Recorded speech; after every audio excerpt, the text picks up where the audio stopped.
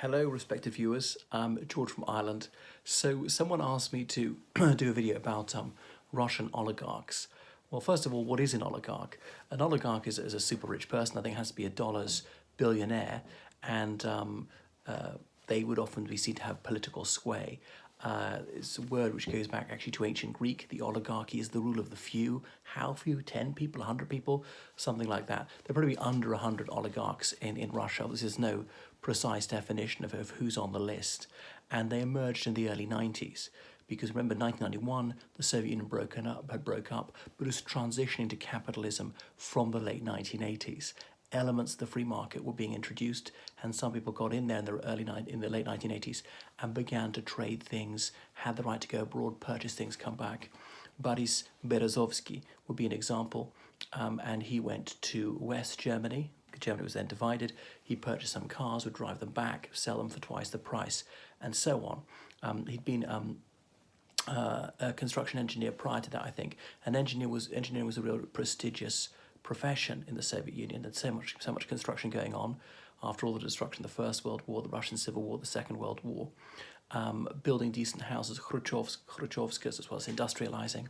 Medicine was actually a relatively low status occupation, but that's by the by. And often they've been high-ranking Communist Party members who became oligarchs.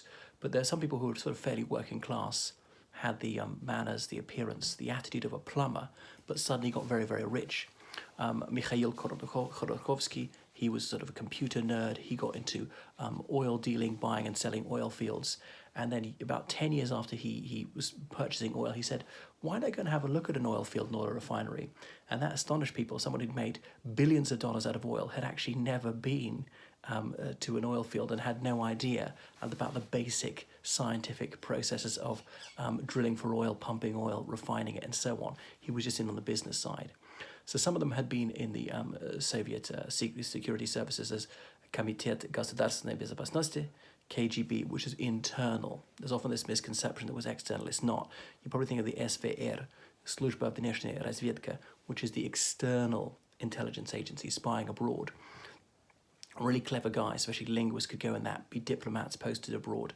There's the GRU, Главное разведка управления, which is military intelligence. So that really is part of the military. But the SVR and some of the KGB, brainy guys, use their contacts, their language skills, the fact they've been abroad to set up businesses and get rich very quick in banking and so on. Like Lebedev would be an example of that. And about half the Russian oligarchs are of Jewish extraction, even though they're not particularly religious. And considering the Jewish population of Russia would say at most 3%, it's difficult to say because I know Judaism is matrilineal. So as any of your mother's mother is fully Jewish, that you're halakhically Jewish. But I mean, there are people who are quarter Jewishness on their father's side, or as it was on the mother's side, but not brought up Jewish. Do they count as Jewish or not? And then it was pretty unclear who was Russian, who's not. Foot in both camps, born in Ukraine to ethnic Russian parents, born in Russia, a quarter Belarusian, half Russian and a quarter Moldovan. Are you Russian or what? But anyway, certainly Russian speaking. And remember, there was no aggro between Ukraine and Russia in the 90s. It wasn't until about 2004 that it started to turn sour. So the oligarchs, they often made their money in oil and gas. That was the Soviet Union's main export. It was very, very easy to make money in that. And these things were sold off in the early 90s. So these state assets would be sold off and there'd be an auction. But some thick-neck goons, some of the heavies from the KGB, not the intelligence officers, would be controlling the room where the auction took place. And only one person allowed to go and bid. And therefore, an oil field worth tens of millions of dollars to be sold for the cost of an apartment, which is why people made such huge fortunes on it. And Putin's ex-son-in-law a couple of years ago, he bought shares in something for like about 3 million times less than their market value. So as WikiLeaks said in 2010, Russia is a mafia state. And so that's how some of the oligarchs became rich just overnight.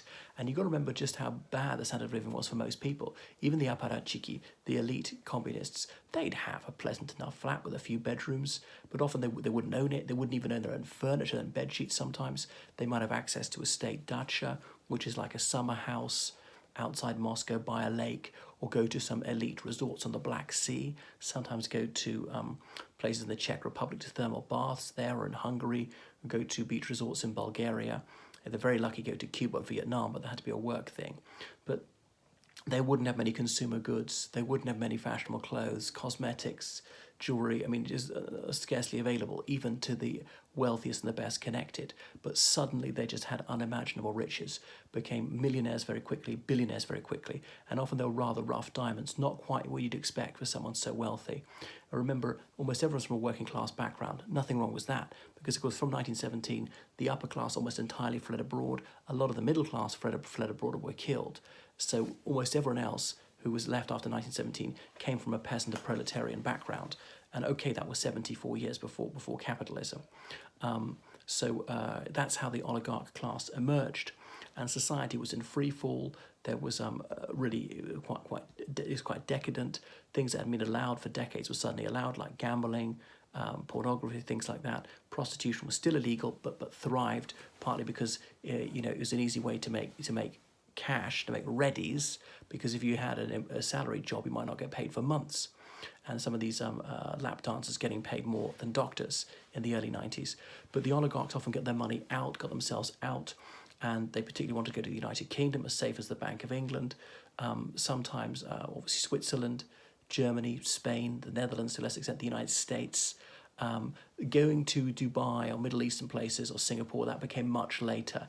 That came after maybe about 2010, became quite a common thing to do. Yeltsin had some money in Barclays, but a US dollars account, and every week an Aeroflot flight had some diplomat on it carrying dollars, a suitcase full of dollars, which is the interest on Yeltsin's bank account in London.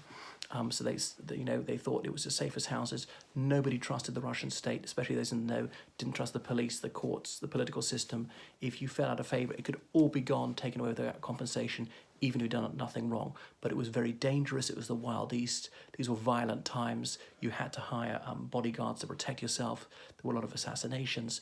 Business deals were very fractious affairs. There's a lot of rough and tumble.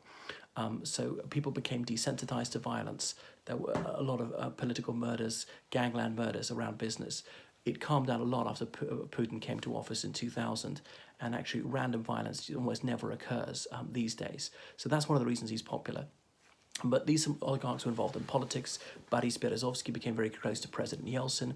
Remember, in the spring of 1996, Yeltsin was deeply unpopular because there was high unemployment, there was high inflation. Even if you had a job, as I say, you often weren't paid. Sometimes you were paid in items.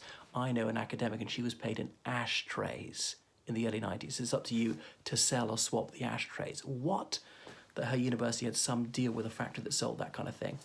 But Berezovsky, he really wanted Yeltsin to stay in. He was very worried about Gennady Zyuganov, the communist leader, coming back and returning to communism, confiscating all these private assets. So he did everything he could to help Yeltsin access to his TV channels.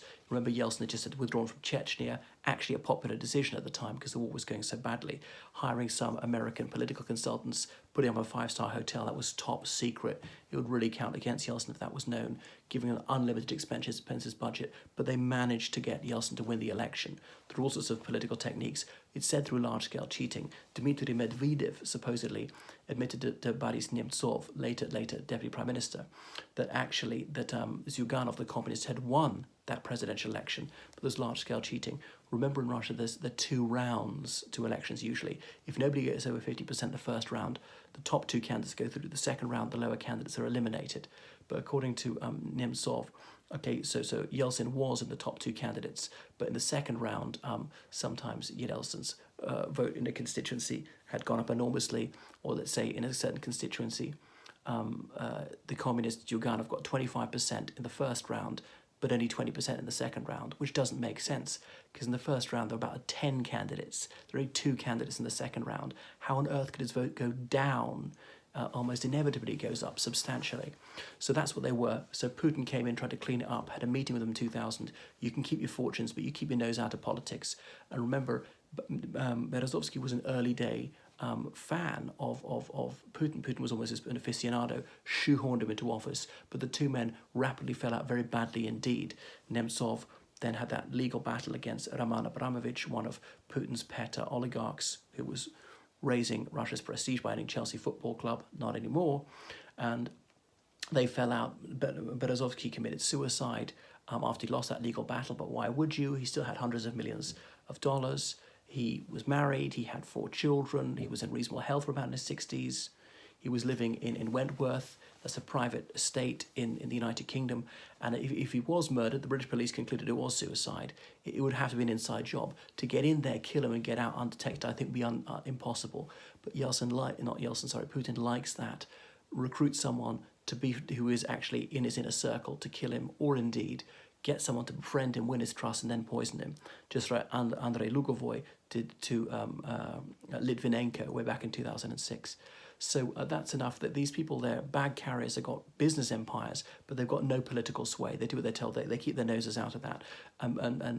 He's not particularly close to them now, Putin. There's some oligarchs, of course, Uzbek, Ukrainian, and there's a Ukrainian one, and he's Putin's the godfather of this guy's daughters, stuff like that. So it's a similar situation to most former Soviet republics. So Russia's one of the most unequal countries in the world, economically speaking.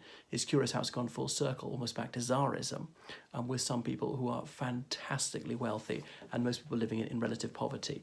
So these oligarchs, they often live abroad, they've got houses abroad, they're often citizens of other countries like Israel, Cyprus, Malta, which will give you citizenship by investment. Oleg Deripaska would be an example, a Cypriot Russian, and they're quite plugged into the world financial system, and they're moderate self and did not want this war, but they don't have Putin's ear anymore. They have called for peace without directly criticizing the special military operation. And I know about this because I used to work for some of these people, and I did briefly work for the richest man in Russia. I better not say who it was. He's not the richest anymore. He was at the time. All right, thank you for watching, everyone. Toodle pip.